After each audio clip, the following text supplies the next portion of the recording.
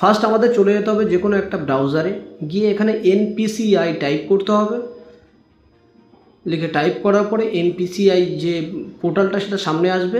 এবারে NPCI পোর্টালে click করার পরে আমরা এরকম একটা ইন্টারফেসে চলে যাব। যাওয়ার পরে এখানে উপরে দেখব 3 ডট আছে, ঠিক ওই 3 ডটে আমরা ওখানে ক্লিক করব।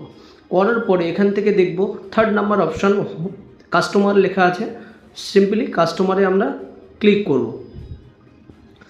কাস্টমারে ক্লিক করার পরে এখান থেকে আমরা দেখব Bharat Aadhaar seeding enabler base 5th number option, ওখানে আমরা ক্লিক করব।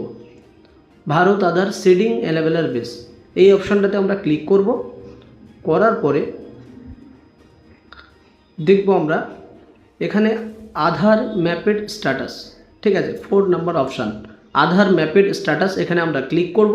করার পরে এখানে যে হচ্ছে নিজের আধার নাম্বার আছে সেই আধার নাম্বারটা এখানে পুট করে দেব। আধার নাম্বার পুট করলাম, আর সেই আধার নাম্বার যেন মোবাইল নাম্বারের সাথে লিঙ্ক থাকে। দেওয়ার পরে এখানে ক্যাপচাটা ফিল করে দেবো 691357 ক্লিক করার পরে এখানে চেক স্ট্যাটাসে ক্লিক করব। এখান থেকে আমরা কি দেখতে পাবো, ডিবিডি দেখতে পারবো। ডিবিডি কোন ব্যাংকের সাথে আমাদের ডিবিডিটা করা আছে, ঠিক আছে।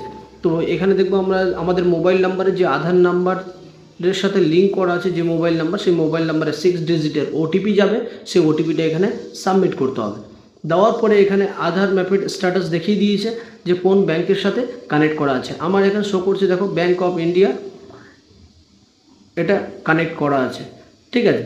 তো সাপোজ যদি এই মুহূর্তে আমাদের যদি চেঞ্জ করতে হয় বা যদি এখানে কোনো কিছু শো না করে, ঠিক আছে, তাহলে আমাদের কি করতে হবে, আমাদের ডিবিডি করাতে হবে। তো ডিবিডি করানোর জন্য আমরা সামনের ভিডিওতে আমরা চেক করে নেবো যে কীভাবে